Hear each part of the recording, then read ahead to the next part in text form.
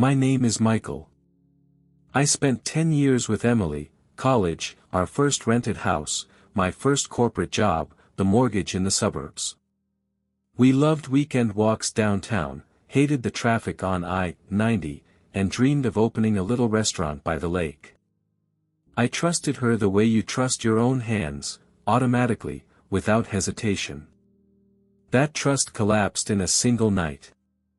I work as a project manager in a company with strict KPIs and an even stricter corporate culture. A new guy joined the department, Anthony. Tall, charming, always smiling, always the center of attention. Within 3 months he was part of our team, within 5 months he was part of her phone calls, and within 8 months he was part of her evenings. It started with nothing, and that nothing grew like a crack in a concrete wall. The signs were small at first, her phone face down, a strange pause when his name came up. I blamed it on fatigue, on my imagination. But one day I noticed a name that shouldn't have been on a guest list, Anthony Miller. For our anniversary. Emily said, "He's just a colleague, Michael. If you loved me, you'd understand." I understood that I didn't understand at all. I came home a day early, planning a surprise, candles, dinner, an old vinyl record. The garage door was ajar. The bedroom light was on. I walked in quietly. They were in bed.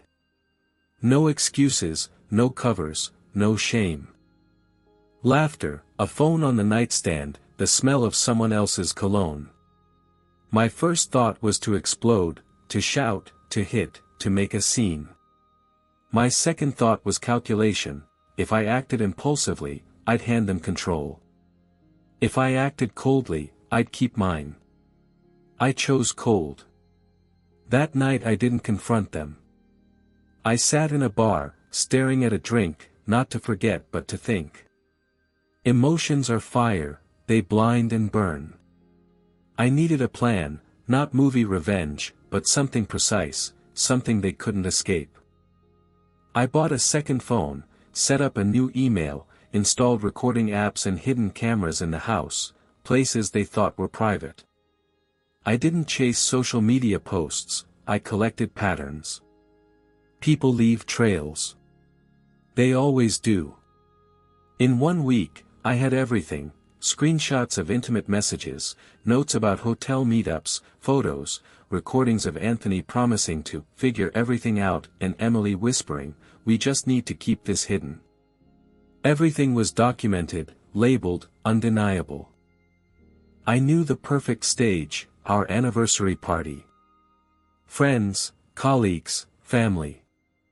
Not a screaming match at home, too easy to dismiss as drama. I needed witnesses, facts, exposure. I invited everyone. I booked the restaurant, paid for the catering, the band. I pulled Anthony's younger brother Jake aside. Jake wasn't blind to his brother's behavior, and I trusted him to care about the truth more than Anthony's pride. I handed him copies of the evidence and asked him to be the one to speak. He agreed. The evening looked perfect. Music, laughter, drinks, speeches. Emily looked radiant, simple dress, soft makeup, professional smile. Anthony, confident as always, never strayed far from her. I told old stories about our 10-year journey, like nothing was wrong. But everything was set. When dessert came, Jake stood. His voice was steady. "I don't want to ruin the night, but I have evidence you all need to see." He passed around printed messages, reading them aloud, confessions, plans, whispered betrayals. The room fell silent, the air turning cold. Emily tried to argue. It was emotional, nothing physical. She looked at me the way she always did when she wanted forgiveness. I pulled out my phone and pressed play. Anthony's voice, "We'll leave after the anniversary.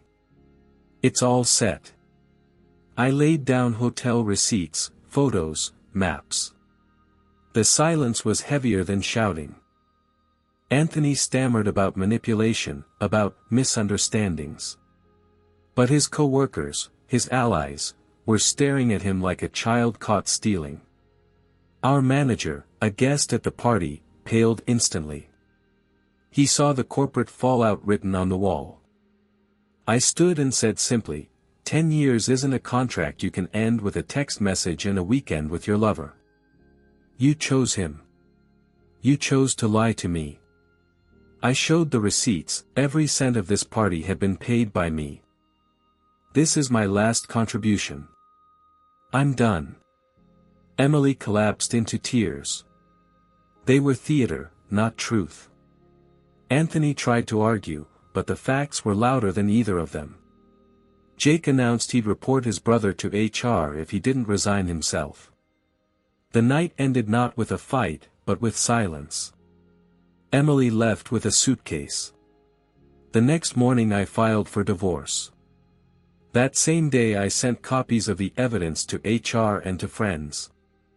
The story couldn't be twisted, it was airtight.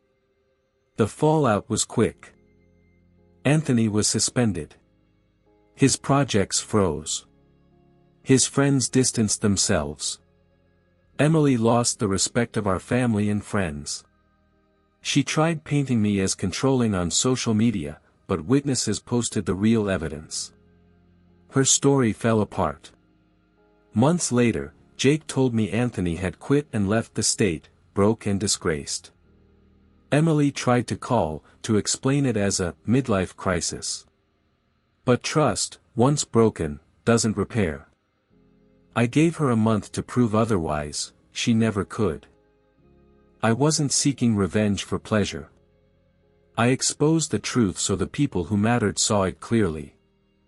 I sold the house, moved downtown, started over.